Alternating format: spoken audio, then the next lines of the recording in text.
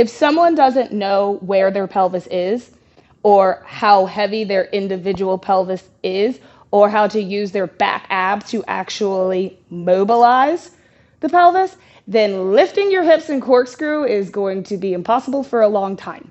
So here are a few little stepping stone exercises to get the brain to understand where the pelvis is and be able to use deep intrinsic muscles of the spine to actually aid your obliques in rotation. Here we go. Are you ready?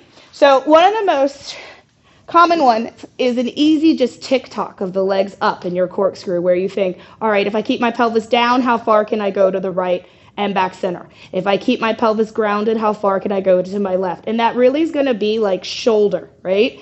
Diagonal to the shoulder, right? If I try to go past my shoulder, at some point, I'm going to have to start lifting this opposite side in order to keep the unity and connectivity of the legs and the adduction of the inner thighs and come back center, right? And then I'm going to have to go over to the left.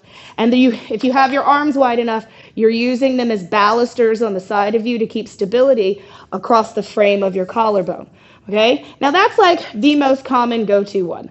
Here's another fun one. What if you actually let the legs teach your brain where your pelvis is?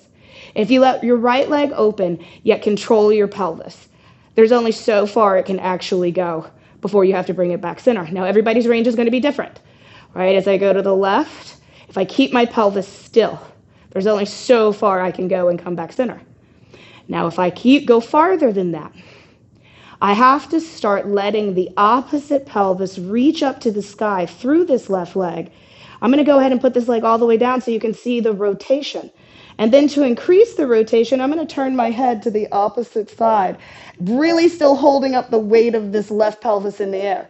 Head comes back center. You don't have to add that, but it does ring out the spine nicely. Then I have to gather this inner thigh, pull up in two, find the unity of the legs, and then bring the pelvis and the spine back, because that was the order they went over, right? I want a clean retrograde. The leg opens, pelvis is stable.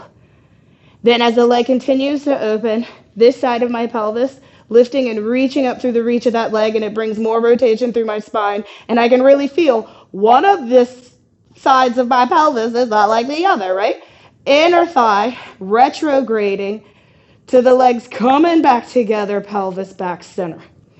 Now, what if I just start with the reaching of the pelvis up? If I take my left leg and reach my left pelvis higher, letting it open the right leg, and then as I pull back through center, I come back together. And I'm going to reach the right side of that pelvis. So my right leg literally goes past my left leg.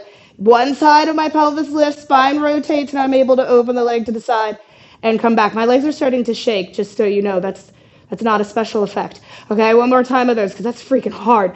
And the minute I start to lift that one leg, I have to start rotating the spine to let one side of the pelvis up, let the leg carry to where it will, that bottom leg, and then bring it back. One last one, reach to the ceiling, and all the way back up. Squeeze together.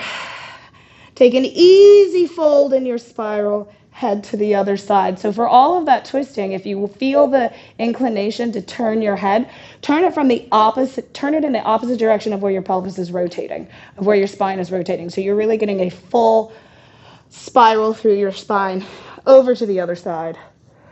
And that just gave me a lot more understanding and clarity and proprioception of understanding where my body is in space to be able to mobilize my pelvis when I'm rotating my spine.